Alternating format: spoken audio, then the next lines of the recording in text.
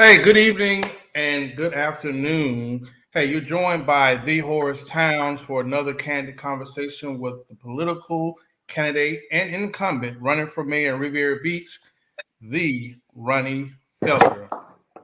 All right, first off, I am joined by my co hosts who aim to give a real unbiased conversation with the candidates. I am joined first by the millennial representative, the Kiera Hester. Hi everyone, I'm Kiera. I'm representing for the millennials tonight, and I really don't have much to say, but go vote, and I'm ready for the questions. Okay, next I'm joined by the veteran blogger, the urban journalist. You will know her tonight as Nita Story. Good evening, everyone. Thank you for joining us, and thank you for Mayor Felder for spending a little bit of time with us. Yes. Thank you for having me. Okay, well, first off, like I said, we did give the invite out to a lot of candidates. Some declined, some citing health issues, some just avidly ignoring the request. But tonight, we do want to salute you for taking time to join us and speak with many of the voters and those residents of Riviera Beach. Tonight, we're actually going to start off with Kiera Hester. Well, let's jump right into it. Right on So in. for me, oh, I'm sorry.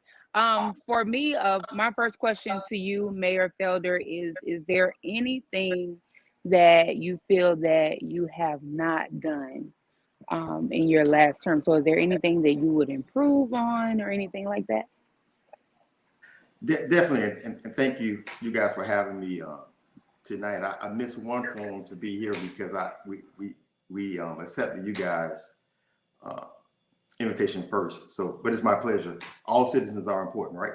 Um, yeah, there's a lot, and through these 3 years, I've kind of learned what not to do, what to do. It was just a learning curve. One of my biggest issues that I faced and learning late last year were uh, really not putting out the stuff that I did, right? And so, when you're raised or you're up in a leadership that you just do what you have to do, and you don't look for accolades, and you're not out just trying to publicize it.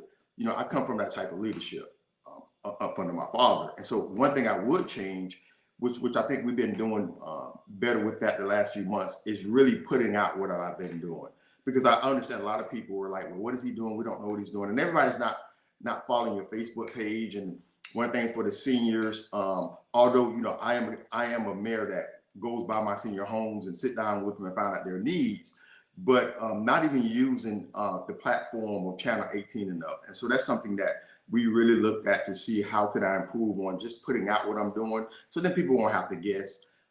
That's a big area that I want to improve on this next term. Thank you. Hey, Mayor Felder, you're a longtime resident of Riviera Beach. You've been in this community for a while. Uh, Despite you enduring, I know you had COVID, I know y'all had the hack, I know y'all had the water issues, but crime has been something that we face every election, and it's an issue. What is your plan to address trending crime in Riviera Beach? Yeah, and great question, Towns, and of course, I'm from these streets. I ran these streets, um, and I'm back here to help rebuild these streets. And so, I don't think you have a better candidate when you're talking about how do we help, our young guys that's out there doing what they're not supposed to be doing, because I was a product of that. But one of the things I realized from both ends of the spectrum is, we have police that I feel like we have to train them, right? We have to bring in a better training system to train our officers. And also we have to have community involvement. So one of the things that, we don't want to be too political, but I put in probably about 6 months ago is a citizens review board. What I did was I had legal research cities that had this program. And right now I think West Palm Beach is also creating the citizens review board, because we want our citizens to be a part of the process of our public safety.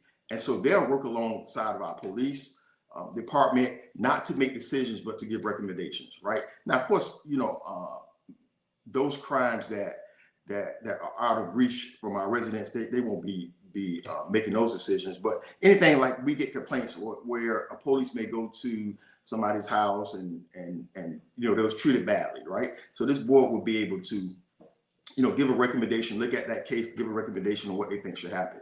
The reason it's so important is it brings some type of security or trust with your citizens and your police department. One of the biggest issues that we have in our community right now is, yeah, do we need more police? Yeah, and so that's a budgetary issue that we need to look at our next budget term. But also, we really need community involvement. One of the biggest things that happens is people know what's going on, but they don't feel safe to tell, right? So how do we really spend time in that and making the community safe, that if you're going to give us information, that information is not going to get leaked? I don't know if you know, a couple of years ago, something like that happened. Somebody gave information and it got out, right? And then it got out to the community that whatever was told to our officers, it got back to the streets. That's what we don't want to happen, because then the slogan or the saying, see something, say something, that everybody goes around in our marches and you know, when tragedy happens to a family member and they say, if you see something, say something, that's not our reality right now. So we really have to spend focus on, yeah, increasing policing, but how do we create that system where if you're going to get information, your information is going to be held safe, and we're not going to put you in jeopardy by you giving it, because 90%, 95% of crimes that happen in our community, people know, but they don't feel confident enough to tell us. So we really have to spend time around that. The Citizens Review Board is just one way. You know, we started a SAFE program probably about a year and a half ago, and that was after the 5-year-old kid got killed. I think it was on 35th Street. And that was bringing the community together to discuss these issues, right? Because if we don't have community involvement, we really don't have a community. And another thing we talked about was recap. We have a recap program in our city, and it's not being really utilized because you have to have participation from clergy, churches, and community, right? And that program is based on, if something happens, this team goes out to the crime scene, right? And what they're doing is, you're supposed to have enough volunteers that we can go door to door in that area. So if somebody's looking at where you're going, they don't know necessarily who gives them information, because we're flooding the whole street to find out information. But it's not really taking off because community haven't brought into it, and the churches haven't brought into it. So it's stuff that we have that we just really have to grind, you know, roll our sleeves up and really get to going to make the community safe. All right, Ms. Nita Storr. Nita, you're on mute. Piggybacking off Horace, what are some ideas to get the community and the churches involved in this? Because I mean, their participation is vital. Well, So how do we get them involved? You know, Nita, when I first got elected, I hosted a roundtable at the marina, and I probably had about, I would say 12 to 15 pastors, which we had the conversation. We had the conversation about recap. Aldred Marshall is the director of that program, so working alongside of him. And, you know, it kind of started. I think one of the things we have to look at is, it's not about who's the lead person, right? Because sometimes in our community, if you're not the leader, or it's not your idea, it's not coming to you, you really don't want to be a part. But I think what we're facing, you know, we're seeing our young guys get killed, you know, for years. You know, you can't put a number on it, for years. And so we just have to come together. How do we come together and have this conversation?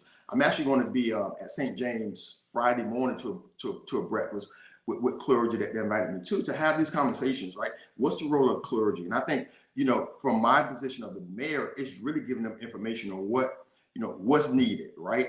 And then let them kind of come together, because if the churches can't come together to make this work, then nobody can come, right? But we have to have honest dialogue about it, right? That we're not looking for, you know, everybody has to come in, every church has to come in and participate, right?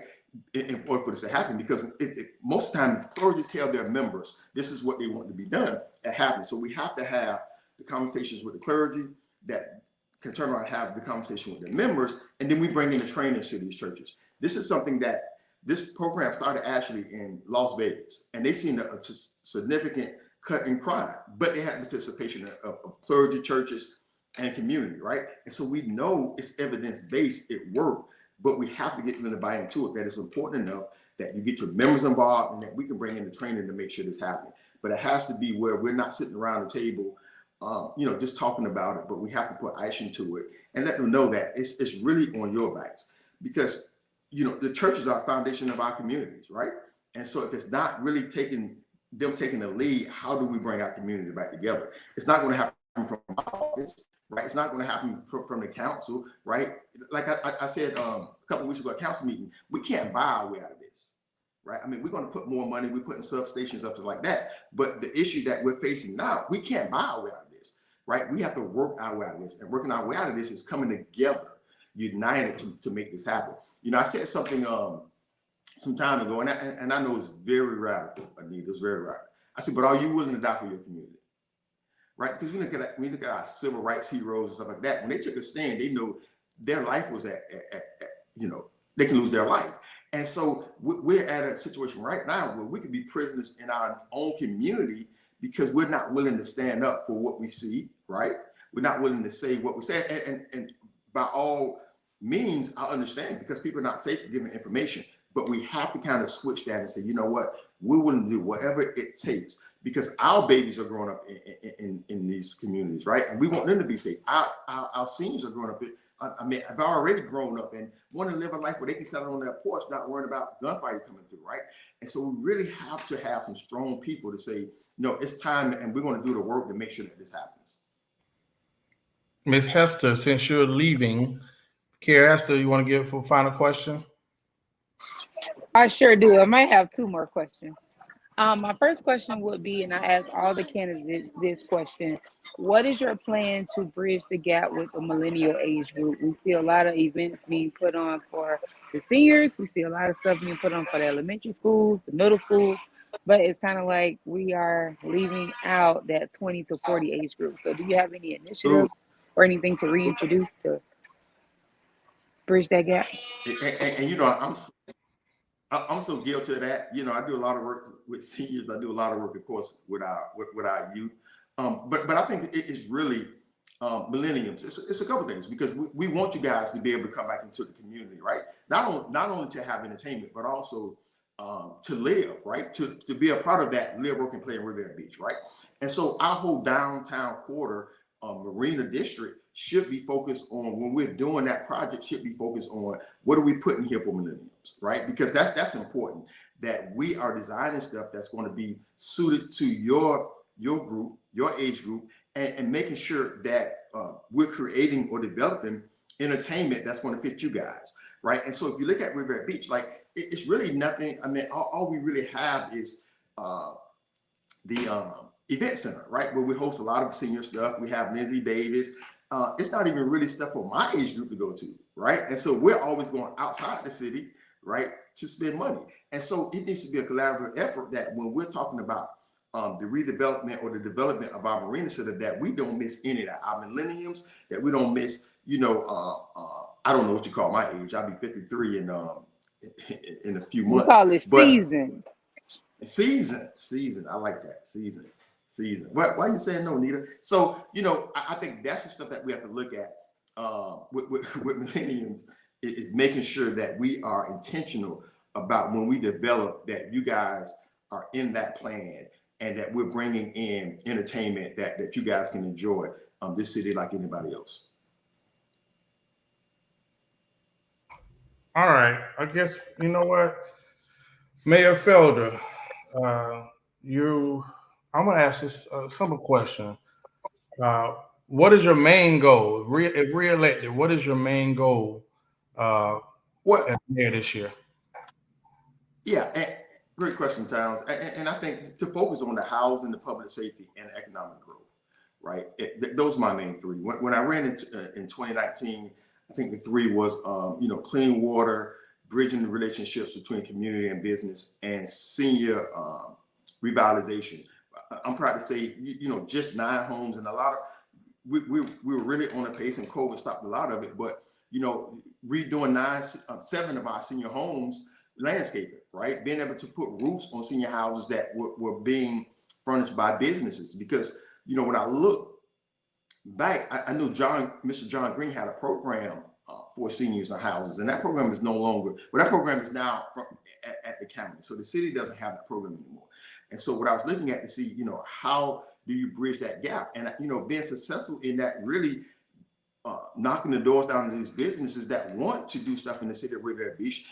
The sad thing about the towns was, one of the things that me and my assistant were told the first couple of months I'm in office as we was going to these businesses, nobody never came to them, right? And I'm gonna tell you something, we have some great business, hidden jewels and gems in the city of Riviera Beach, man, that you would really be surprised, right? That want to do stuff. And so, we were able to do that. Champion behind our council, we got clean water, which in the year 2023, at the end of going to 2024, we should have a whole new water infrastructure, right? And so those things, even during COVID, even during a hurricane that we thought was going to hit our coast, right, and the world pandemic, we were still able to check off those 3 initiatives that I said we would do, right? This time, it's housing, it's public safety, and it's economic growth, right? And so the housing component, we all know, is very important right now, right? I mean, rent is out the roof. You can't afford a house in the city. So what the city has is, and the council approved some months ago, I think it's $500,000 to $1 million to get a city manager, which never been done. A pot of money that if there's some homes that we see that are in foreclosure or something, he can go and buy those homes. So now we can start creating affordable housing, which right now, $1 million in the market now, if it gets you 2 homes, that's in the hood, it's good. So right now it isn't the right time to buy, but this is how intentional we've been as a board to say, no, we need to put money to the process, right? We have land that's in field that belongs to the city, right? Right now, I've been working with Habitat, man, where we've given them, I think it's 4 or 5 houses. And how that relationship started was they invited me to their store reopening on Military Trail. And I went and cut the ribbon with them. And after talking to them, find out they haven't done work in Riviera Beach in a long time. Well, in the conversation at a workshop with the manager, I knew we had some lots that we wanted to be developed. And we were using either developers or nonprofits to develop these lots, right? As long as there was a program set where we give you the lot, you build a house, but it had to be a family ready to go in that house, right? And so Habitat was the first person we reached out to. Me and the deputy manager, city manager, went and met with them. She's been working, Ms. McBride, with them to where I think they have 4 or 5 lots that they want to be developing. It will be coming before council probably next month. And again, we're confident about it because as we talk about affordable housing, I don't see our council not being able to approve those 4 or 5 lots for Habitat to build. So that's just on the housing component. Public safety, I talked about, Citizens Review Board and making sure that we're putting in, working with our chief, putting in training for our police is very important, right? That our police are getting training around the clock, seasonal training, right? And that's something that I know that I can work alongside of him to make sure that that's being done.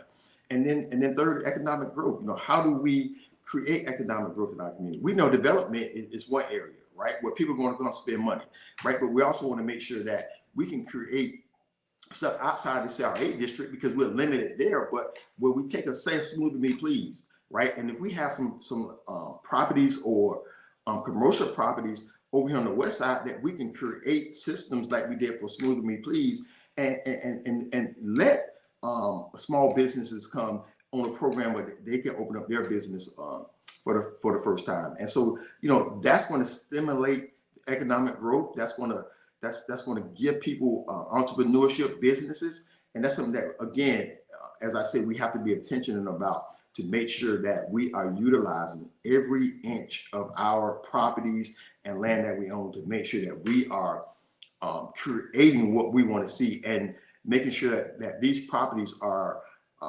able to be used, right, to meet some of the requirements that we see facing our community. Need a story. Hello. Okay, staying on small business. There has been a business that's been trying to come into the community for many years before you were mayor. The Pangea Grill, I think that is the name of it.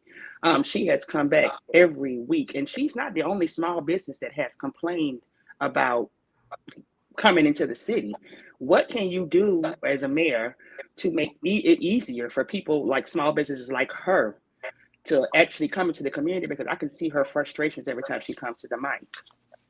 Yeah, and you know, again, it happened before us, and I heard of, I even met with it. And unfortunately, what happens is, you know, those properties are up under RFP, right, for phase 2 development, right? And so we can't now just take it off and give it to her, right? So what happens is, and I think either way in the next couple of weeks, you'll hear whether this developer gets the bid to do the development at the marina or not. Once it comes off, say he doesn't get it, it comes off, we want to put it back out for rebidding for another RFP. You know, we could probably negotiate with her and say, you know what, because you've been so diligent, you started the process, you were told some stuff that didn't happen, and maybe we can negotiate a plot of that comes off that RFP. So then, you know, when we're putting out RFP out, that plot won't go in there. So it's stuff that we can do.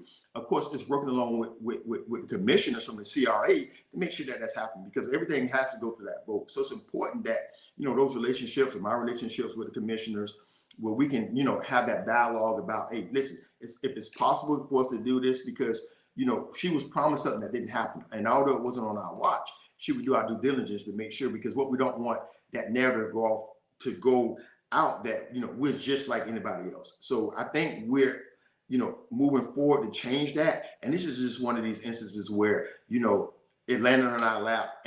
But right now I can tell you, it's nothing that we can do until the decision is made to give that developer rights to build or not. And even if they give them the rights, you know, I think we have the influence to sit down with them, the developer, and say, you know, we want to make sure that she has opportunity to develop one of those plots for the restaurants.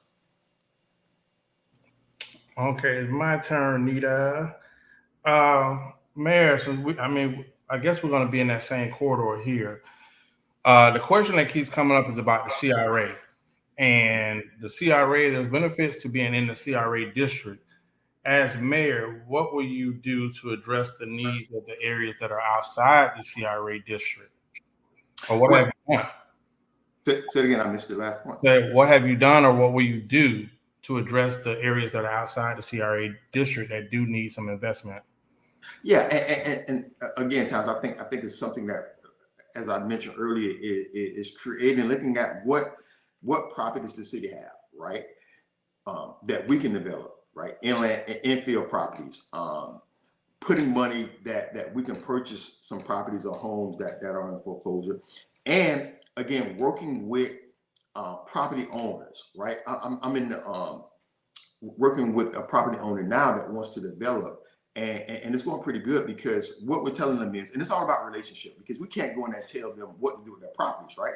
But what we can do is influence to say, you know what, could you meet where we're trying to go with your property, right? Whether that's building some workforce housing, whether that's building some affordable housing, whether that goes with our reimagined plan, right? And so everything is based on meeting these people that have these properties already and building these relationships. I mean, it takes, you know, sitting down with them. And, you know, the notion that, I want to kind of debunk this, because the notion that, you know, people are in bed with developers and stuff like that. You know, I can tell you about this, Mayor. You know, I have what I call false contracts, right?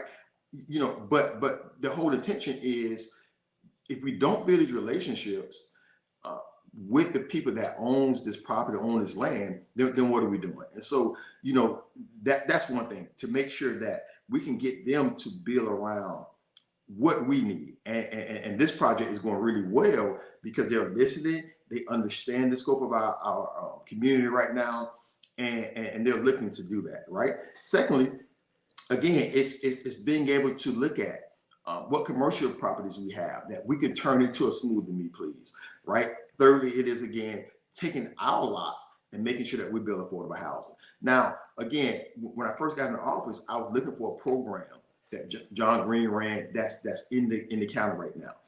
I want to be able to really focus on, because the county, that's what it does. It's going to deal with the county, right?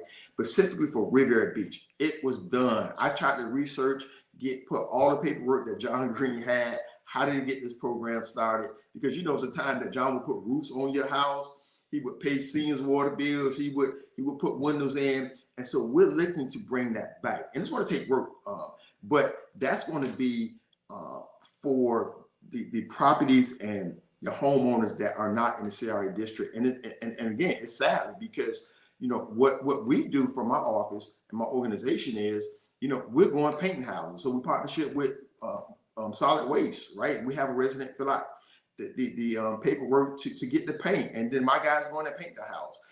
That's, you know, we're doing all we can do on my side, and again, it takes money, and a lot of stuff that we're doing on this side, you know, it's not city money, right? It's personal money or it's business money that I have, but it's making sure I'm not making an excuse, and I'm the first one that's out doing the work that needs to be done, and while I'm looking for ways for whether it's businesses or whether it's coming up with programs on the west side that we can continue to help our citizens out with home improvements. Nita, story. Yes. Okay, I'm going to go back to the kids and education. We know that prisons are built from the 3rd grade for our kids. Only, I want to say 2 of our schools in our area are like highly rated up. That would be Suncoast and Inlet Grove. What can we do to engage, as a mayor, what can you do to engage the children and the parents of the education? Because I know education is on your stream of what you want to get accomplished. So what is your plan to engage the elementary age population and the parents? I know you're going in and out, so I'm trying to answer this by what I thought you said. You want me to repeat it? Yeah, education is important to me. Repeat it. I think that's the last part. What is your plan to engage the parents and the elementary population with the school district, or without the school district, either or?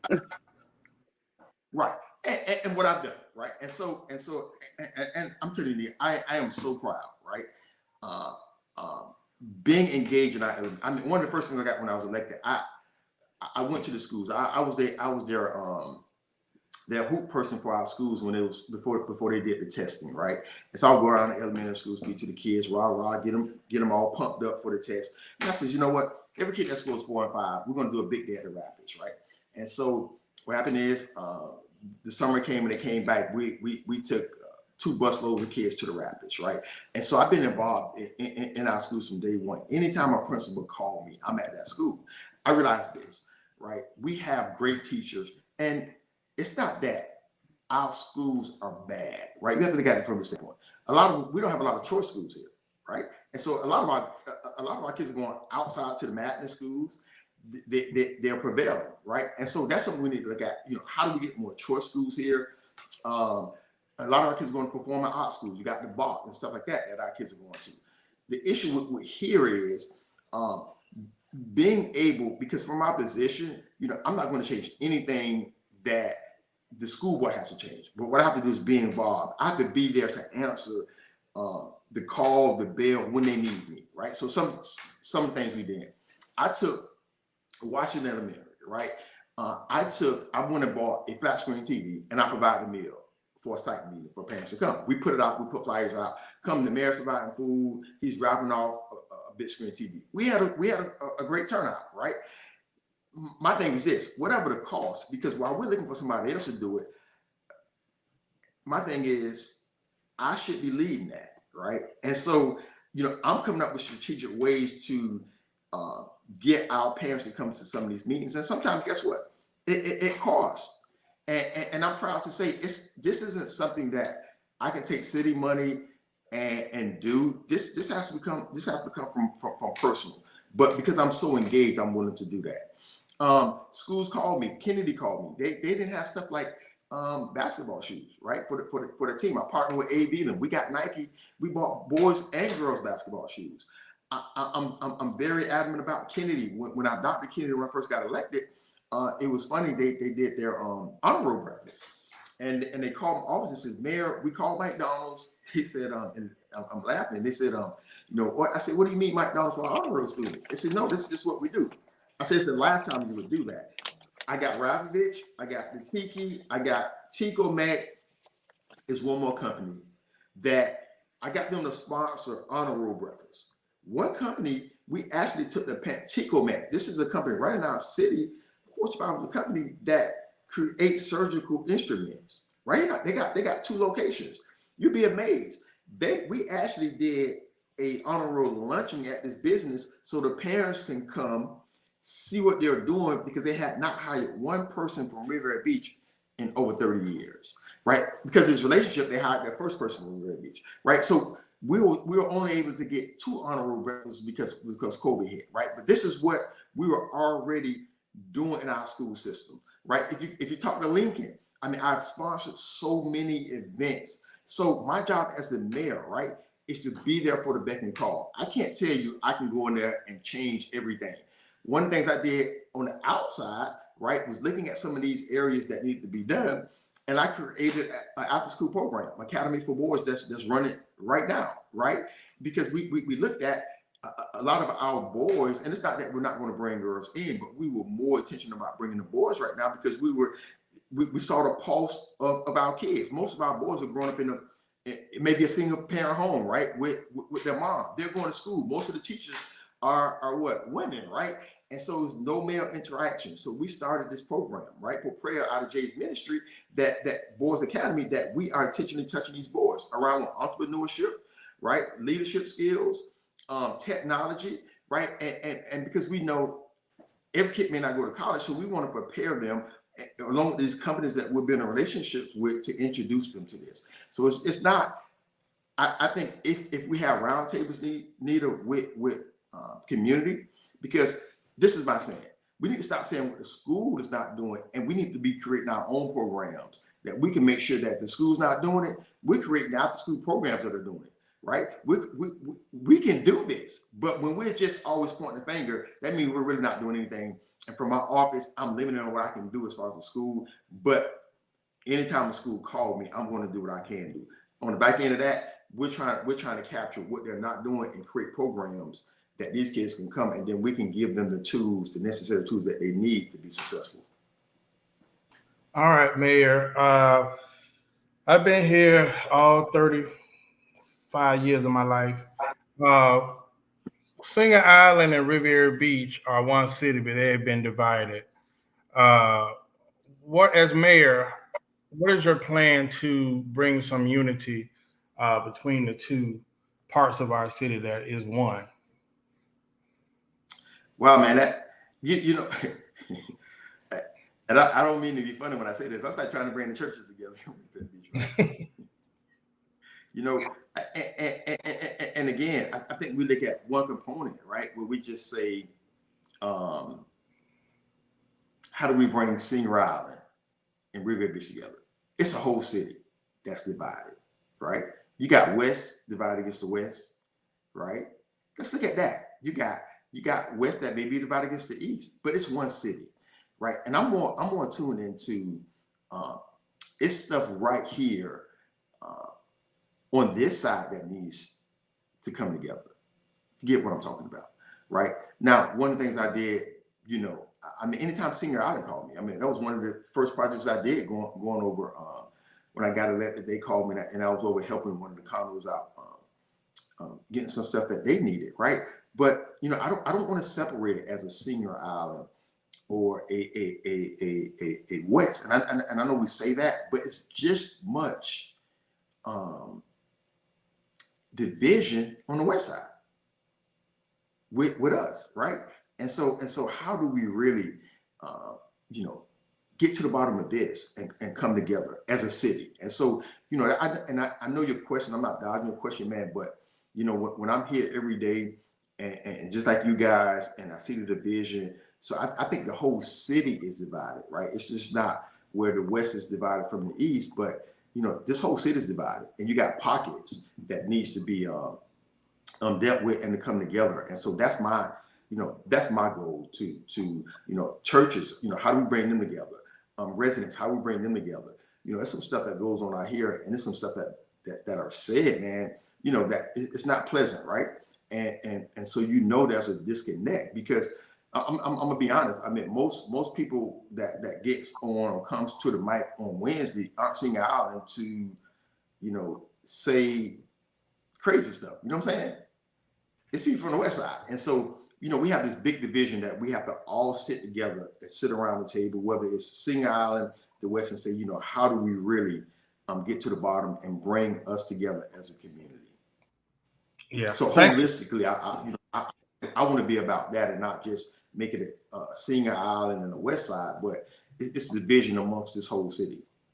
All right. Well, that was one of the questions that came into our list. We had when we did this, Nita received questions, and we filtered out some, which we're like, we're not going to do this distasteful, but we got more questions than we could ever imagine.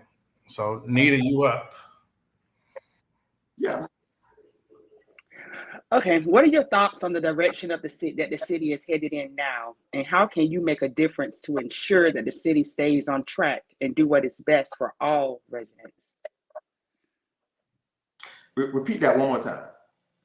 What are your thoughts on the direction that the city is headed in? Nita. And yes, okay. What are your thoughts on the direction that the city? You're breaking up. Go ahead. I'll repeat it. What are your thoughts on the direction that the city is headed in? And how can you make a difference to ensure that the city stays on track and do what is best for all residents? Did you hear that, Ronnie? Mr. Felder, Mayor Felder? Yeah. Okay. I hear, and that's a good question. And I think where you see the city headed at right now, we haven't had this kind of traction in the past 20 years, right? We have shovels going in the dirt, right? We have approved multiple projects, right? From a city hall, we're looking to redo our wellness center, which will be Wells, which will still be a recreation center. Looking to redo Dan Calloway, new water infrastructure, moving the police department, finna tear down buildings, right? This stuff has not been done in years. And so we are moving the city forward, right? Now, one thing I tell people, it's not that, I think uniqueness of the council is we may not always agree, but when it comes down to the nitty-gritty stuff to move the city forward, we come together to do that. And so you send movement that's happening. My question is, why do you want to stop that? Right? Why do we want to take the time to have people come back and learn the system when the system is already put in place right now that we spent the last 3 years learning this to move the city forward, right? To make sure, and this is a question that the community needs to ask also, to make sure that it's going to keep moving forward, should we make any changes, right? Because I think it's a level of accountability that's there. I think we got wonderful council members that understands what the city manager role is and what their role is to the city manager. I understand my role as the mayor. And so, me and the manager works well together. I let him do his job as long, people don't realize this. I have veto power, right? There's been a couple times I veto some of this stuff. I go talk to them about why I veto. I don't come out, I veto this stuff and this is why. No, because there has to be a relationship. There has to be trust that's built. And so, even holding him accountable, that when the council give him a directive, right, he takes that directive to his staff, right? He gives it to them, they work it out, and we're seeing this thing operate. And so that's why you see the traction and the movement that's going on in the city now. And so it can only get better from now, right? It can only get better. We started the process. We know what's entailed. We know what it takes to keep moving. And so I think the accountability piece is when you allow council to do their job, right? Because there are sections. The mayor, I have a job. The city council has a job. The mayor answers to the city council. And if that thing is running like that well-oiled machine, you will see stuff that we haven't seen in the last 50 years happening in our city. And so that's why I'm very excited to be a part. Being from here and being able to put the dirt in the fire station that I knew the conditions of our fire station, and we had been, you go visit them and you realize these firefighters are working in a condition that you would not probably get up to go to work, but to make sure that our citizens were safe and to make sure that if something happened in our community, they were there. They deserve the best. And so I'm very proud to be the mayor in this time to keep this city moving forward. And, it's not that I'm going to look at what I'm doing, Mayor. I'm more behind the scenes, but making sure, you making those connections to make sure that some of the stuff is going forward. All right. Well, I'm back up. Like I said, we gave a disclaimer last thing. I'm a friend. I gained a relationship with you, and Nita was friends with our prior candidate, Ms. Stringer. But people don't know, I actually met you on the campaign trail. So I've actually known you for 2.5 years. I knew your dad really well, who did a lot of community service in the community. I believe that people that are elected should be true community servants. So I would say, win or lose, for the good of the community, would you work with a new mayor if that was to happen?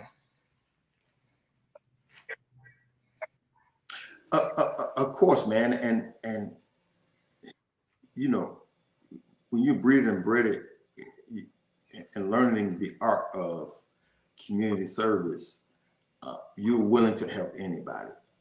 For instance, I met my opponent. I know her for years. She actually done some consulting work for me at J, right? As a small, reaching out to a small Black business woman. Not only that, since I've been mayor, put together 2 initiatives with her, right? One for youth and one for nonprofits and churches during the COVID. We haven't really got either one off the ground, but being able to invest for my community benefits to my opponent, right?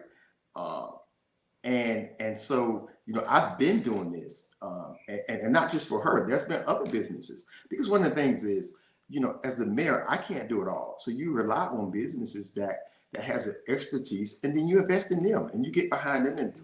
And so some of the stuff, I have no problem with that, Towns, because I've already been doing it. Way before I was mayor, I was investing in people in the city, and like I say, since being mayor, even my opponent has invested community benefits and stuff like that into her business. And so I will continue to do that, and something else I wanted to bump while we're on that, it might be off topic, but I just want people to know my heart. Like, it's stuff that goes out.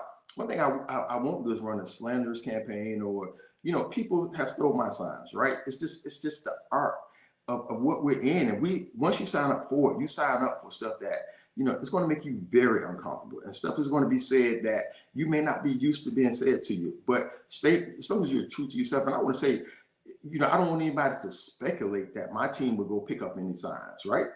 Because I understand, I've been through this process before, and that's something that we don't stand for, and I definitely want to allow them to stand for it. And so we run a clean campaign. I would be willing to continue to do what I'm doing, and if I'm not mayor, whoever gets that spot, I would give them everything I know and much more. I would even come volunteer, because one of the things that happens in our city is if you don't win, nobody comes back to help you. You know what I'm saying? Like that's crazy. Like, we should all still come together to do the work, not only show up when we're running, right?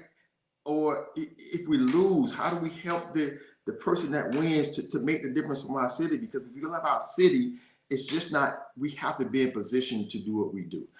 Listen, I did a $10,000 gas giveaway and $1,000 turkey giveaway when I got elected for Thanksgiving, right? But I did that before I was the mayor. I just didn't on the big scale. I was only able to give away about $4 worth of gas and probably $250 worth of turkey. Only becoming mayor, it allowed me to do it on a bigger scale, right? And so, I don't have to be mayor to do the things that I'm doing. It just allows me to do it on a bigger scale. And I'm willing to help out in any way I can. If I don't win this race, and anybody that comes in to beat them out, we're right alongside of them. All right, need a story. Okay. Okay. I'm also kind of like affiliated with the mayor. I know his brother Robert, and Robert's son Scooby was my godson, and his death affected me. Wait, say that again. Scooby was my godson. Scooby used to live with us before he moved with his sister. So that death still bothers me. July 12th will never be the same for me again in my life. So that's how Nita's story came along, and that's when Black Lives Matter do Black Lives Matter to Black people. That is where Nita's story came from, Scooby.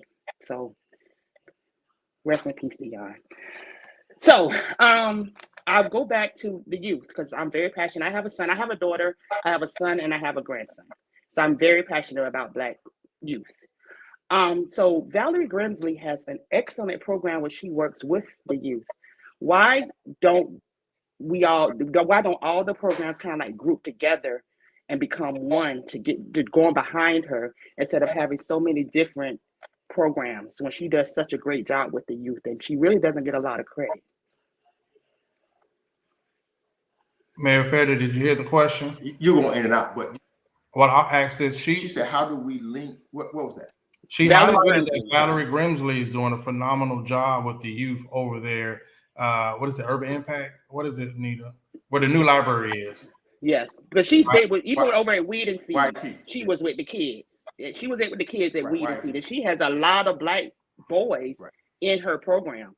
So why isn't it that we all group in the programs together to make one great instead of having several different great programs? So what she's asking is, why aren't we consolidating and having one group as compared to having so many different people doing something when we have Valerie Grimsley, who has a lot of Black male youth and has been consistent in what she's doing in the community? Yeah, and I got to check because I think YP is just high school. I don't think they did with elementary and middle school. I think it's just high school, right? And so she's really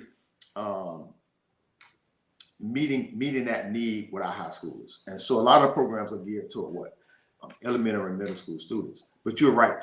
She is doing a phenomenal job with our young man, and even creating the cafe at the library where she's able to hire some of those students. One thing my assistant had been working on, this company I told you about, Tico Met.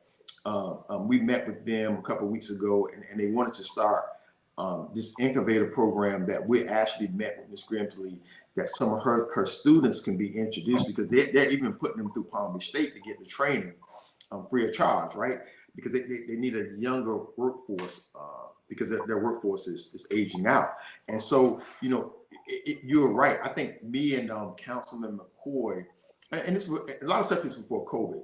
I mean, I don't want to undermine the struggles that we went through during this process of COVID, but we were very intentional about putting monies with Ms. Grimsley to make sure that she was going to continue to have the funding to reach these kids. Now, how do we all come together and streamline that program and get behind that program? I think that's just something that we, again, have to be attention about as a community, as leaders, to know how effective that program is and to give her all the resources she needs to continue the great work that she's doing, because she's introducing these kids to a whole nother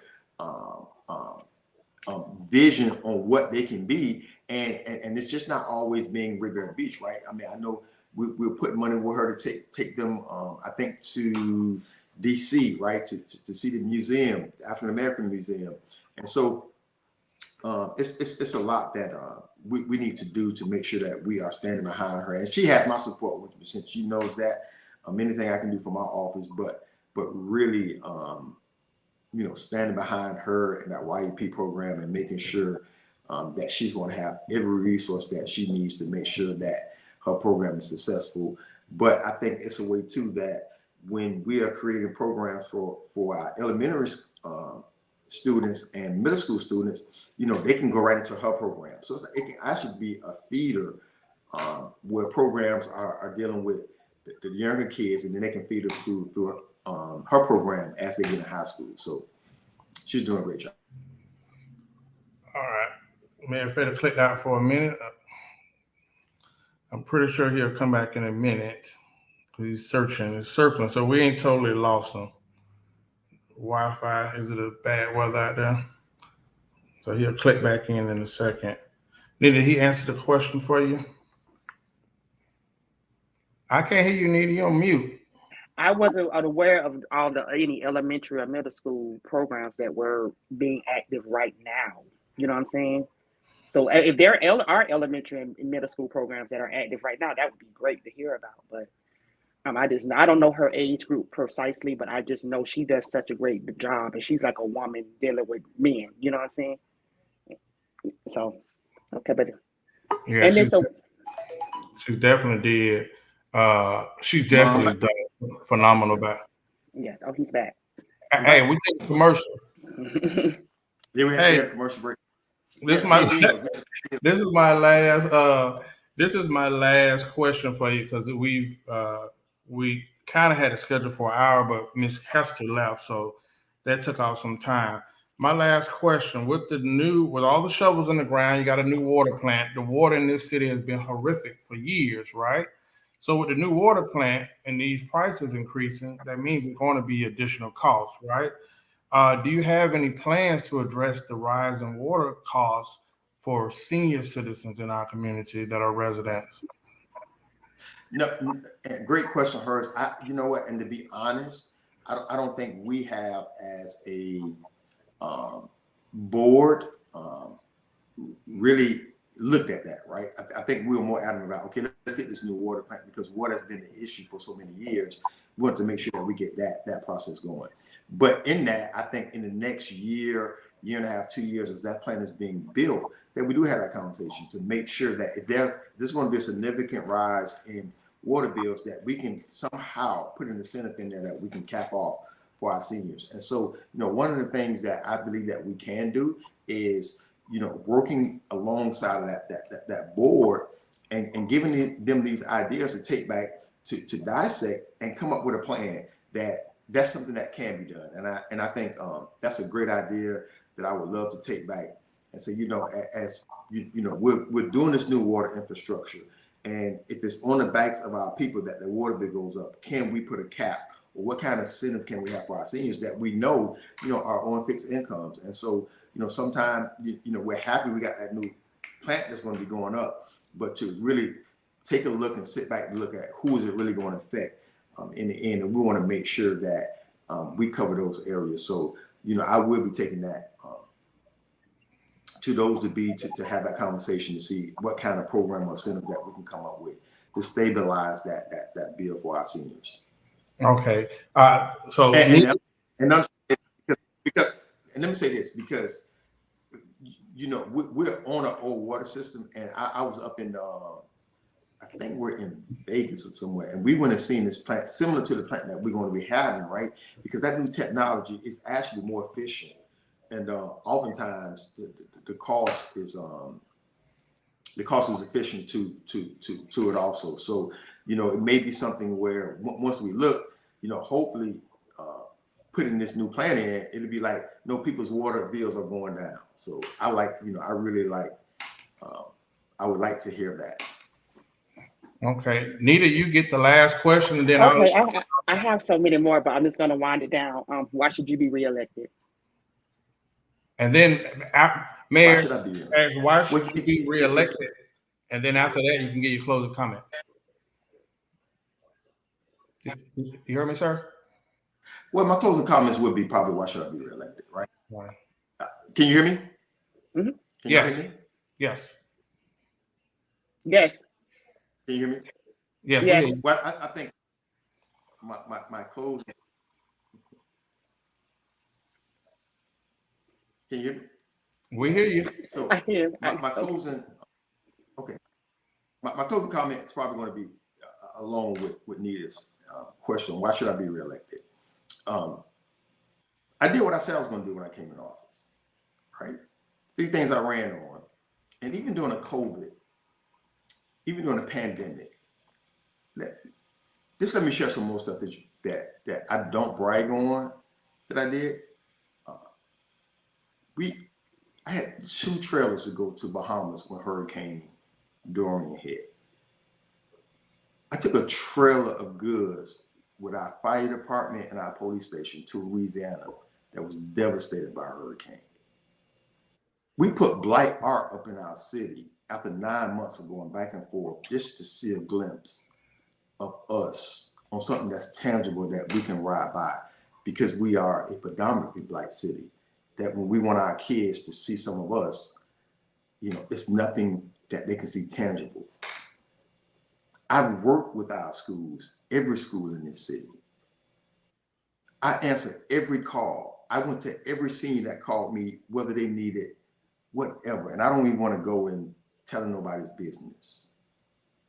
Who's better or who has the expertise to go through a hiking, a hurricane, and a pandemic to still get their agenda moved, to still come up with another 3-point plan?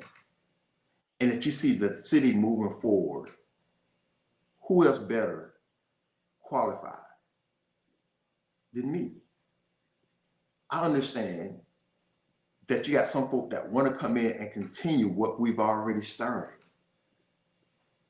But I'm the best man for the job, hands down. And I'm committed. You hear words like being transparent.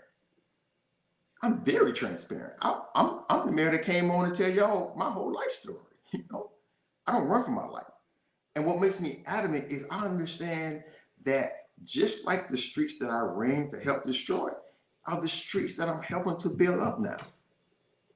So I'm compassionate about my city. I'm all in for my city. And I'm going to help anybody that's willing to help move the city forward. But when you look at the other candidates, they can't tell you that they were head of a city that went through a pandemic. And it's still going through a pandemic. I was the first one to bring COVID testing to Riviera Beach. At Jay's Ministry, the first COVID testing with partnering with Found Care. And because of that relationship with Found Care, we have a whole federal accredited health center that's coming here on Broadway. Why? Because that relationship was built from your mayor to bring COVID testing here. And now we have a free clinic that's going to be coming here, like a mini hospital. And so these are things that I'm proud of that you may not hear me talk about a lot because I don't want to toot my own horn, but I do right now because I'm proud of that. And nobody else may not toot it for me, but these are the things that I'm prideful of. And I want to continue to work. I want to continue to move the city forward because you have not seen anything yet. And we don't want to stop the process for somebody to come in here and take 100 days to learn. I've already went through that process of meeting with department heads and know what needs to be done. That's why we're moving forward. So do we want to move backwards? I say no. Let's continue to move forward with Felder. All right. Well, we gave you another candid conversation with the candidates running for office in 2022 in the city of Riviera Beach. I was joined by the phenomenal Nita Story and Mayor Felder, our incumbent mayor. Well, that was your closing comment. I'm going to say any last word, but that was your closing comment. Well, I want to say, and I asked, hey, listen, I asked for your vote. I asked for your vote March 8th. Listen, come out and roll with your boy. Listen, when you see it hit Mayor Felder or Mayor Ronnie Felder, let's keep moving forward. Thank you guys again for having me. I do have something to say to Miss Anita. Nice meeting you. I know in passing we supposed to met a couple times, so it's nice having a conversation with you. I do have a bone to pick with you because I think Kiara said I was a seasoned and you were shaking. Okay, no, because I'm gonna correct that. I'm gonna correct that. I'm not a thank seasoned. Thank you for your reminder. I consider seasoned like Auntie Mary Brown, Auntie Margaret Shepherd. Gotcha. Okay. That is what I think. Those are seasoned. I can't touch that. And I'm not gonna touch that. And I love y'all, Auntie. So right. Don't y'all come at me. They come. Uncle Lloyd Brown, I love you too. Don't y'all come. No. So Nita, listen. I'm gonna tell them don't even come at you because you're right. So y'all don't even come at Nita because she's right. I'm not seasoned. She just named who the seasoned people are. I'm not that. Yes. So I don't even give myself that credit. No, they're seasoned. Yeah. Those are the seasoned people. I touch and agree with you. Yeah. So, and I also want to say. We go through all the questions. Like Horace said, some questions were filtered out, but we try to cover as many questions as we can within an hour. So please don't think we're ignoring your questions. It's just a lot to cover. That's it. Oh, and Cedric Thomas will be here on Friday at 6:30 for District 3. All right. And I thank Mayor Felder for taking this invite because I believe this will run a few times. We're going to end up in the end running all the segments back to back to get political awareness out there. So I thank you, Nita. I thank you for holding it together, because I know it was hard talking about your godson. Yeah, it hit me for a minute, like Yeah, but that's real. That's real life in Riviera Beach. So I my condolences, man. I remember It is. I'm not over it yet, so it's still you don't get over it. You just kind of like learn how to live without them. Okay. Well, thank you for joining. Don't go anywhere because we're going backstage. Thank you. And if you have any additional comments, leave it in the comment box for the candidates, and especially for the mayor today. And they'll come back and they'll reply. So don't go anywhere. Thank Thank you guys. Thank you guys for having me.